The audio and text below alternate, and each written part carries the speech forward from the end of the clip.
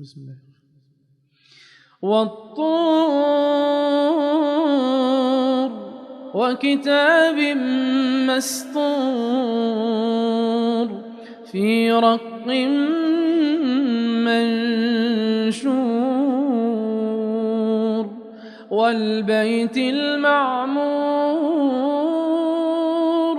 والسقف المرفوع والبحر المسجور إن عذاب ربك لواقع ما له من دافع يوم تمور السماء مورا وتسير الجبال سيرا فويل يومئذ للمكذبين الذين هم في خوض يلعبون يوم يدعون إلى نار جهنم دعا هذه النار التي كنتم بها تكذبون أفسحر هذا أم أنتم لا تبصرون اصلوها فاصبروا أو لا تصبروا سواء عليكم إنما تجزون ما كنتم تعملون إن المتقين في جنات ونعيم فاكهين بما آتاهم ربهم ووقاهم ربهم عذاب الجحيم كلوا واشربوا هنيئا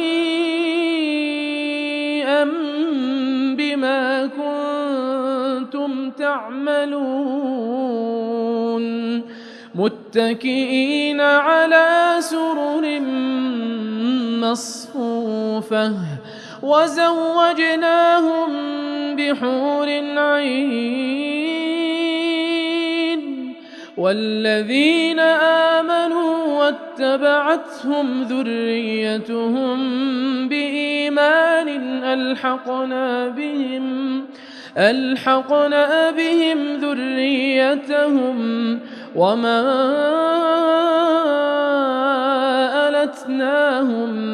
من عملهم من شيء كل امرئ بما كسب رهين وأمددناهم بفاكهة ولحم مما يشتهون يتنازعون فيها كأسا لا لغو فيها ولا تأثيم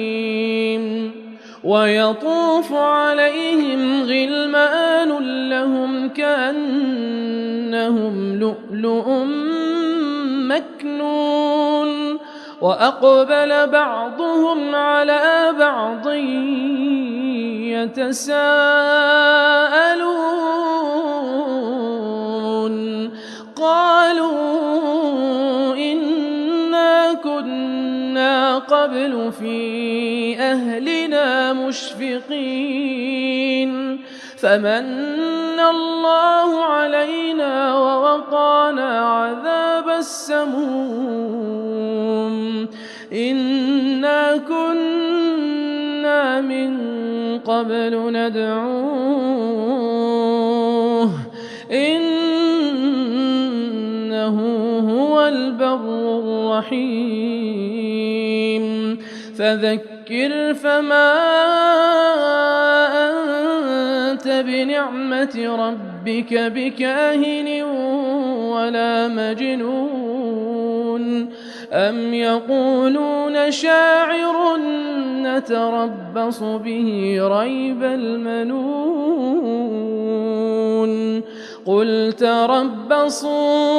قل تربصوا فإني معكم من المتربصين أم تأمرهم أحلامهم بهذا أم هم قوم طاغون أم يقولون تقوله بل لا يؤمنون فليأتوا بحديث مثله إن كانوا صادقين أم خلقوا من غير شيء أم هم الخالقون أم خلقوا السماوات والأرض بل لا يوقنون أم عندهم خزائن ربك أم هم المسيطرون أم لهم سلم يستمعون فيه فليأت مستمعهم بسلطان مبين أم له البنات ولكم البنون أم تسألهم أجرا فهم من مغرم مثقلون أم عندهم الغيب فهم يكتبون أم يريدون كيدا فالذين كفروا هم المكيدون أم لهم إله غير الله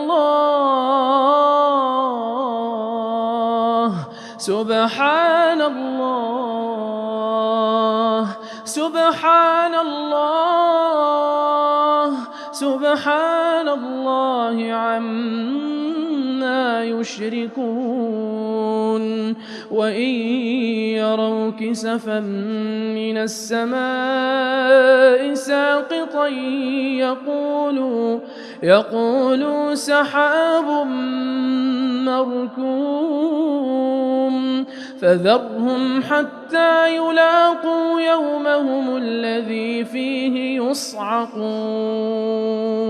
يوم لا يغني عنهم كيدهم شيئا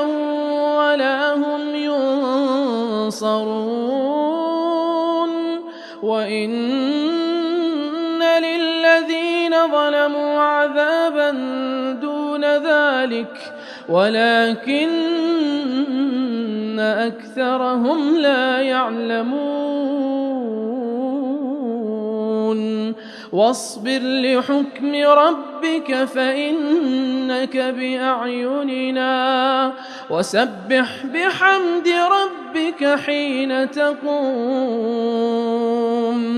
ومن الليل فسبحه وإدبار النجوم